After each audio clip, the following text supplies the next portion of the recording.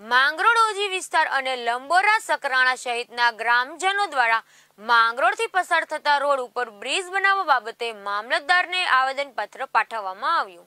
માંગરોળ ઓજી વિસ્તાર અને લંબોરા સકરાણા સહિતના ગ્રામજનો દ્વારા માંગરોળથી પસાર થતા રોડ ઉપર બ્રિજ બનાવવા બાબતે મામલતદારને પાઠવ્યું આવેદનપત્ર।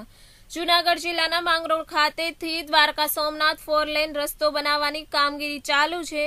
જે રસ્તો માંગરોળથી નીકળે છે આ રસ્તા ટ્રાફિકની સમસ્યા ન થાય તે માટે કેશોદ ચોકડી પર ઓવરબ્રિજ બનાવવાનું આયોજન કરવામાં આવ્યું હતું, જ્યારે અમુક લોકો દ્વારા બ્રિજ ના બને તે માટે ખોટા વાંધાએ લીધા હતા। આ ચોકડી પર માળિયા તાલુકાને જોડતો રોડ ઉપરાંત નવા જૂના કોટડા, કામનાથ મંદિર, ઢેલણા, શેખપુર, લંબોરા વગેરે રસ્તાઓ અને આખો ઓજી વિસ્તાર મળે છે, જેને લઈ ટ્રાફિક સમસ્યા સર્જાય છે। આ તમામ વિસ્તારના લોકોને હેરાનગતિનો સામનો કરવો પડી રહ્યો છે। આ આવેદનપત્ર કાર્યક્રમમાં તાલુકા પંચાયત પ્રમુખ, ઉપપ્રમુખ, વિવિધ ગામના સરપંચો, તાલુકા સદસ્યો સહિત મોટી સંખ્યામાં લોકો જોડાયા હતા। જો વહેલી તકે માંગણી સ્વીકારવામાં નહીં આવે તો ગાંધી ચિંધ્યા માર્ગ આંદોલન કરવાની ચીમકી આપી હતી।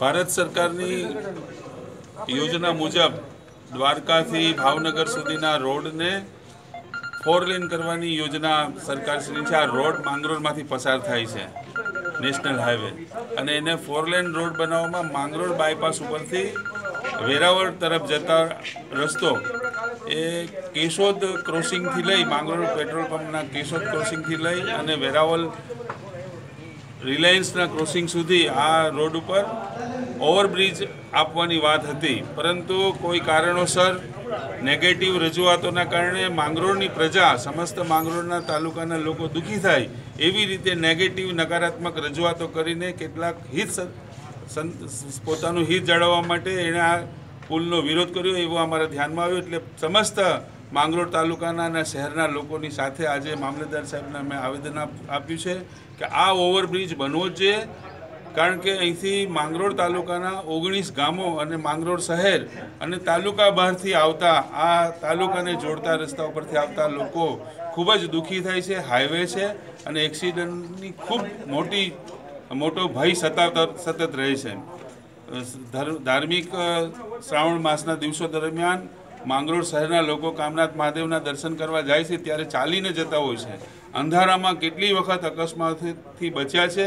આ અકસ્માતો ના થાય એના માટે આ ઓવરબ્રિજ બનવો ખૂબ જરૂરી છે અને એક વ્યક્તિ, એક નાગરિક આપણા માટે ખૂબ જ મહત્વનો છે।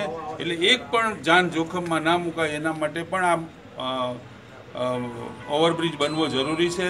માંગરોળ બંદર એ તાલુકાનું અને જિલ્લાનું સૌથી મોટું ફિશિંગ હાર્બર છે અને ખૂબ જ મોટો વ્યવહાર રોડ ઉપર થાય છે। મોટા કન્ટેનરો, ટ્રેલરો, ક્રેન બધું જ આ રસ્તા ઉપરથી આવજા કરે છે, વાહનોની ખૂબ જ અવરજવર થાય છે। એટલે ઓવરબ્રિજ બનવો અત્યંત આવશ્યક છે। અમે સરકારશ્રીને આવેદન આપીને ખાસ વિનંતી, ભલામણ કરીએ છીએ કે આ ઓવરબ્રિજ કોઈ પણ સંજોગોમાં રદ ના થાય અને એ યોજના મુજબ આ ઓવરબ્રિજ બને એના માટેના મંજૂરીના આદેશો સત્વરે થાય। રોડનું કામ ચાલુ છે એ દરમિયાન આ બ્રિજનું કામ પણ ચાલુ થાય એવી અમારી બધાની અપેક્ષા છે। Jitu Parmar, KTV news Gujarati, Mangrol.